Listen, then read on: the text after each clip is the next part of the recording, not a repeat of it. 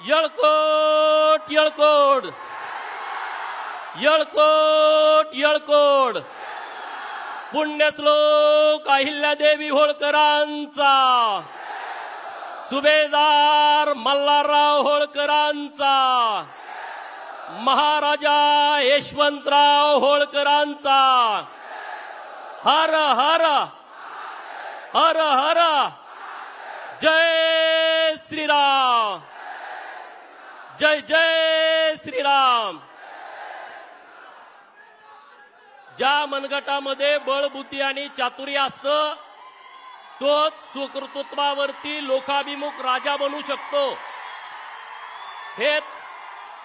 हे तत्व अखंड जगाला ज्या माऊलीनं दिलं त्या पुण्यश्लोक अहिल्यादेवींच्या जयंतीचं हे त्रिशताब्दी वर्ष आहे आणि या त्रिशताब्दी वर्षाच्या निमित्तानं मे महिन्यामध्ये 2 वेळा 6 मेला महाराष्ट्राचं अख्खं मंत्रिमंडळ घेऊन चौंडीच्या पावनभूमीमध्ये आलेले आणि आता पुन्हा अभिवादन करण्यासाठी अहिल्यादेवींचे खरे भक्त आहेत। जे नुसतं भाषणापुरतं मर्यादित नाही तर ते कृतीतून ज्याने सिद्ध केलाय ते या महाराष्ट्राचे लाडके मुख्यमंत्री, या महाराष्ट्रातील गोर गरीब, पीडित, प्रतारित, अपमानित, वंचित, उपेक्षित शेतकऱ्यांचे, कष्टकऱ्यांचे, बहुजनांचे हृदय सम्राट माननीय देवाभाऊ इथं आलेले आहेत। त्यांचं जोरदार टाळ्या वाजून आपण स्वागत करावं। अनाथाचे नाथ एकनाथ शिंदे साहेब जे इथं मुख्यमंत्री असतानाही आले होते, आता पुन्हा तिसऱ्यांदा ते आपल्या चौंडीमध्ये आलेले आहेत, त्यांचंही जोरदार आपण स्वागत करावं। ज्यांनीही आपली अहिल्याभूमी डेव्हलप केली ते आपल्या समाजाचे ज्येष्ठ नेते माननीय अण्णासाहेब डांगे साहेब, चौंडी गावचे सुपुत्र आणि महाराष्ट्राच्या विधान परिषदेचे सभापती माननीय राम शिंदे सर, जिल्ह्याचे पालकमंत्री माननीय राधाकृष्ण विखे पाटील साहेब, ज्यांच्याकडे ओबीसी खात्याची जबाबदारी आहे, 346 जातींची काळजी घेण्याची जबाबदारी दिलेली आहे, ते माननीय अतुल सावे साहेब, क्रीडा मंत्री माननीय दत्ता भरणे साहेब आणि व्यासपीठावरील सर्व मान्यवर, आणि खरं ज्यांचा विशेष उल्लेख केला पाहिजे माननीय चौधरी साहेब, देवाभाऊनी ज्यांच्यावरती जबाबदारी दिली होती पुण्यश्लोक अहिल्यादेवी जयंतीची, त्यांच्यासाठी जोरदार टाळ्या वाजवा। देवाभाऊ आज काय बोलावं सुचत नाही, कारण जयंतीला आम्ही दरवर्षी येतो, मी 10वीला असल्यापासून जयंतीला येतोय, पण अहिल्यादेवी भाषणात सांगणारे आणि अहिल्यादेवींचं नाव भाषणात घेणारे महाराष्ट्रात अनेक राज्यकर्ते आहेत, परंतु कृती शून्य। आम्ही एक आंदोलन करायचो, सरकारनं अहिल्यादेवींची जयंती साजरी करावी, 4 ओळीचा शासन निर्णय सरकारनं काढणं अपेक्षित होतं, परंतु हे सगळे लोक सिनियर लोक आहेत, तरुण पोर आहेत, रोज आंदोलन, मागणी काय, सरकारनं अहिल्यादेवींची जयंती साजरी करावी। सरकार 4 ओळीचं पत्र काढायला तयार नव्हतं। देवाभाऊ आपण मुख्यमंत्री झाला आणि 4 ओळीचा शासन निर्णय आला आणि मग महाराष्ट्रामध्ये आनंदाचं वातावरण झालं। अहिल्यादेवी म्हणल्या होत्या की राजकर्ती जमात बना, राजकर्ती जमात कशासाठी, देवाभाऊनी 4 ओळीचं पत्र मुंबईमधनं काढलं आणि ग्रामपंचायतचा ग्रामसेवक आणि सरपंच पळायला लागला, पंचायत समितीचा बीडीओ पळायला लागला, जिल्हा परिषदचा अध्यक्ष, जिल्हा परिषदेचे सीओ म्हणायला लागले अरे जावा दुकानात अहिल्यादेवीचा फोटो मिळतोय का बघा, जिल्हाधिकारी कलेक्टर साहेब, आणि सगळ्या कार्यालयामध्ये धावाधाव उडाली की अरे अहिल्यादेवीचा फोटो कुठं आहे बघा। अरे त्यांनी कधी अहिल्यादेवी बघितली नव्हती, त्यांना अहिल्यादेवी फोटो आणि सावित्रीबाई फोटोतला फरक कळना, त्यांना राणीची लक्ष्मीबाई घोड्यावर बसलेली कळना, कारण त्यांनी कधी बघितलं नाही। इतका मोठा अन्याय, इतका मोठा अन्याय या देशामध्ये देशासाठी काम करणाऱ्या महापुरुषांच्या बाबतीमध्ये घडला असेल तर ते फक्त आणि फक्त होळकर घराणा आहे। आणि भाऊ तुम्ही न्याय दिला आणि आज आमच्यामध्ये आनंदाचं वातावरण पसरलेलं आहे। स्वतः हिंदू हृदय सम्राट बाळासाहेब ठाकरे साहेबांनी घोषणा केली होती 1988 ला औरंगाबाद तेव्हाच्या हमखास मैदानावरती की मी इथून पुढे औरंगाबादला औरंगाबाद म्हणणार नाही, संभाजीनगर म्हणणार। 1988, 1998, 2008, 2018 आणि 2022 ला देवाभाऊ एकनाथ शिंदे साहेबांच्या नेतृत्वामध्ये बदल झाला। किती वर्ष गेली मोजा तुम्ही, मी त्यात वेळ घालवत नाही। पण या सगळ्या अहिल्या भक्तांनी देवाभाऊंच्याकडे एकनाथ शिंदे साहेबांच्याकडे मागणी केली की आम्हाला अहमदनगरच्या खुना इथं नको आहेत, आम्हाला अहिल्यानगर हवाय आणि एका मिनिटामध्ये तुम्ही ते करून दिला, एका वर्षाच्या आतमध्ये तुम्ही निर्णय करून दिला। मी तुमचं मनापासून आभार व्यक्त करतो। चौकात जाऊन झेंडा लावा की, तुम्हाला लाव देतात का बघा? चौकात जाऊन झेंडा लावायला तुम्हाला लाव देतात का बघा? लाव देत नाहीत। पोलीस वाईंग वाईंग वाईंग वाईंग गाडी येते, चला आत बसा। ते लोक म्हणते तिथं अहिल्यादेवीचा पुतळा लावायचा नाही। अरे महाराष्ट्रातला सगळा क्षेत्रफळानं सगळ्यात मोठा जिल्हा, राजकीय दृष्ट्या अत्यंत संवेदन जिल्ह्याचं नाव एका वर्षाच्या आतमध्ये बदललं। हे अहिल्यादेवींच्या चरणी असलेले खरे भाव आहेत आपल्या सरकारचे, आपल्या नेतृत्वांचे। प्रत्येक हिंदूला वाटतं मरेपर्यंत एकदा तरी काशीला जावं, काशीच्या विश्वेश्वराचं दर्शन घ्यावं। 1770 ला अहिल्यादेवीनं त्या मंदिराचा जीर्णोद्धार केला। मंदिराला जागा नव्हती, अहिल्यादेवीने शेजारची जागा विकत घेतली आणि 1770, 1870, 1970 आणि 2018 बघा किती वर्ष गेली। 1947 ला भारत स्वतंत्र झाला, अनेक पंतप्रधान या देशाच्या पंतप्रधान पदावरती विराजमान झाले, परंतु कुणालाही वाटलं नाही काशी विश्वेश्वराच्या मंदिराचा कॉरिडॉर डेव्हलप करावा। परंतु गुजरात मधून एका सामान्य कुटुंबातून आलेला मुलगा जेव्हा देशाचा पंतप्रधान होतो, त्यांना वाटलं 1770 ला अहिल्यादेवीने जीर्णोद्धार केलाय आणि तो जीर्णोद्धार पुन्हा करण्याची आवश्यकता आहे। 2018 ला पायाभरणी केली आणि 2022 ला आपल्याला दर्शनासाठी तो कॉरिडॉर खुला करून दिला। हे काम अहिल्यादेवींचं आहे। म्हणून मी म्हणतोय की अहिल्यादेवींच्या विचारावरती काम करतायत। अहिल्यादेवींनी बाजूची जागा विकत घेतली होती, केंद्र सरकार, राज्य सरकार आणि तिथलं देवस्थान त्यांनी अख्ख्या 1 किलोमीटर मधली जागा विकत घेतली आणि अहिल्यादेवींचा पूर्णाकृती पुतळा हा तिथं काशी विश्वेश्वराच्या प्रांगणामध्ये बसवला। मित्रांनो, हा आमचा अभिमान आहे, आमचा सन्मान आहे, अहिल्यादेवींच्या कार्याचा केलेला तुम्ही सत्कार आहे। आणि म्हणून आज इथं बोलत असताना, अरे इथले सगळे सरपंच आहेत, इथं तुम्ही आमदारांच्याकडे गेला, अहिल्यादेवींचं एक सभा मंडप करायचं आहे, 10 लाख रुपये द्या। किती हेलपाटे घातले तुम्ही? 10 लाख रुपये मिळवायला मिळाले का तुम्हाला? मिळाले का? खरं सांगा साहेबांना। अहो एका दमात तुम्ही 681 कोटी रुपये दिले, 681 कोटी रुपये। इथं शासकीय वैद्यकीय महाविद्यालय, त्याला अहिल्यादेवीचं नाव, बारामतीला शासकीय वैद्यकीय महाविद्यालय, त्याला अहिल्यादेवीचं नाव, अहिल्यादेवीच्या नावानं महाराष्ट्रातली 450 मंदिरं, त्याला अहिल्यादेवींच्या नावानं पुनर्जीवनाचं नाव आणि 2000 कोटी रुपयाचं वाटप, आता 5000 कोटी। सगळ्यांना मला विनंती करायची आहे मित्रांनो, धनगरवाड्यातनं अहिल्यादेवीचा कार्यक्रम कधी बाहेर गेला नाही। अण्णासाहेब डांगे जर या चौंडीत आले नसते तर चौंडी महाराष्ट्राला कळाली नसती। ही अतिशय गंभीर बाब आहे। आणि आज धनगरवाड्यातली पोर जयंती साजरी करायची, पावत्या छापून पावत्या गोळा करा, मग कार्यक्रम करा।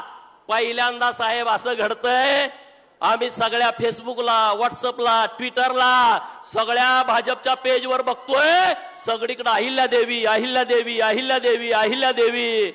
नुसतं महाराष्ट्रात नाही, नुसतं मध्य भारतात नाही, काश्मीर पासून कन्याकुमारी पर्यंत, बंगालच्या उपसागरापासून अरबी समुद्रापर्यंत अशा विशाल भारतामध्ये नरेंद्र मोदी साहेबांच्या नेतृत्वात आणि चांद्यापासून बांद्यापर्यंत अशा विशाल महाराष्ट्रामध्ये देवाभाऊंच्या नेतृत्वात अरे 10 दिवस जयंतीचा कार्यक्रम सुरू आहे।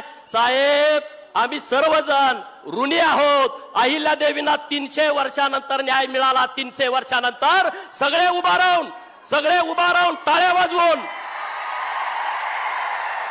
माननीय नरेंद्र मोदी साहेब, माननीय देवाभाऊ एकनाथ शिंदे साहेब सगळे उभा राहून जोरदार टाळ्या वाजवा। सगळे जोरात टाळ्या वाजवा, जोरात जोरात आवाज आला पाहिजे, जोरात। अरे असं होणं शक्य नाही आहे। राष्ट्रीय स्वयंसेवक संघ आणि भाजपानं जे काम केलंय ते गेल्या 300 वर्षात कुणी केलं नाही मित्रांनो। साहेब या आमच्या भावना आहेत, भावना हृदयातल्या भावना आहेत.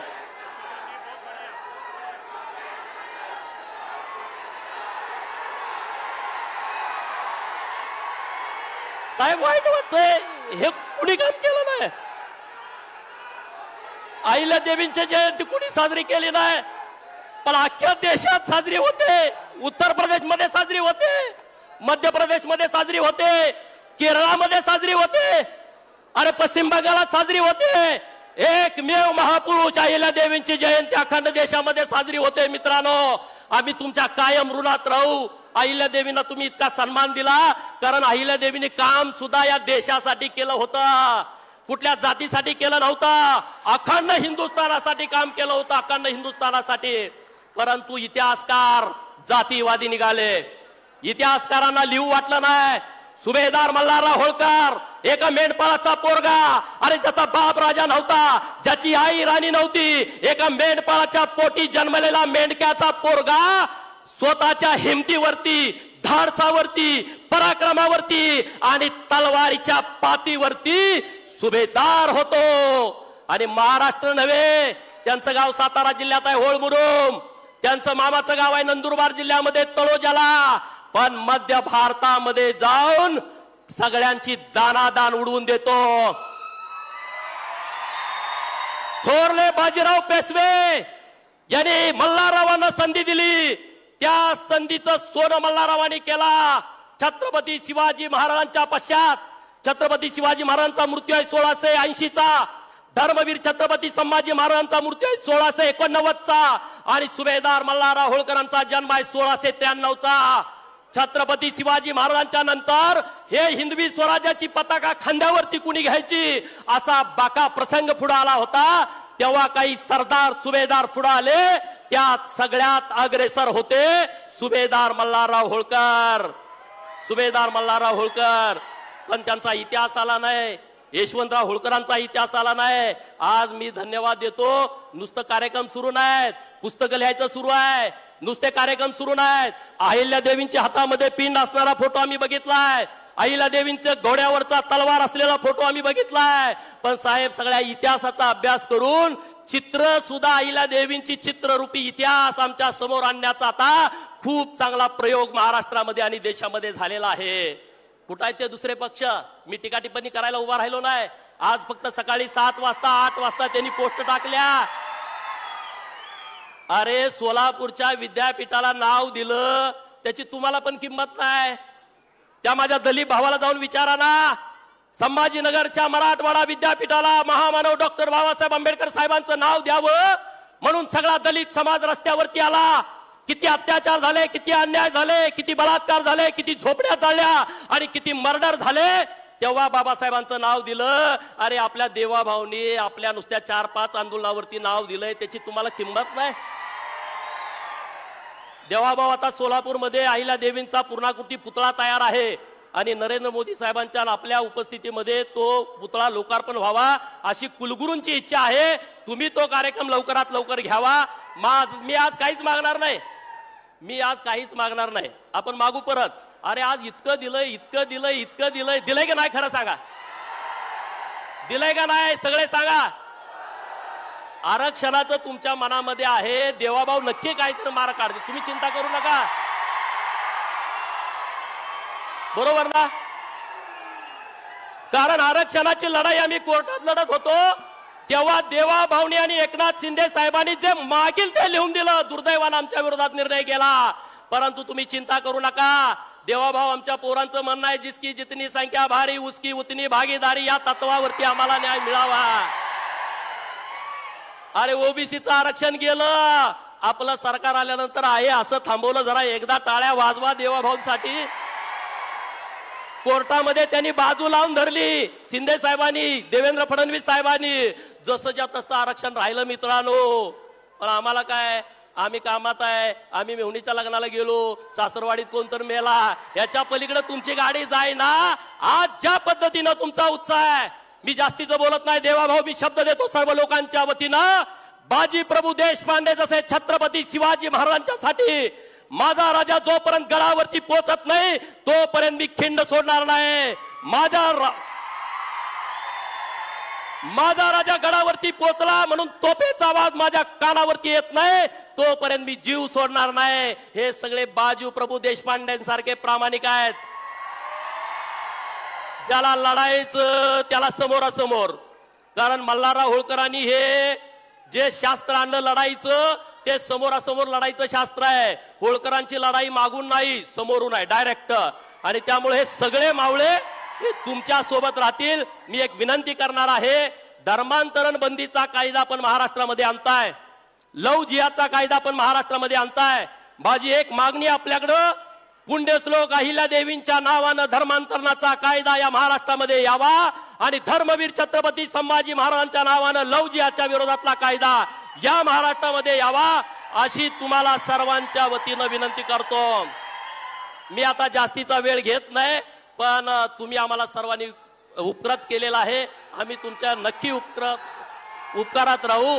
जय हिंद, जय महाराष्ट्र, जय मल्हार.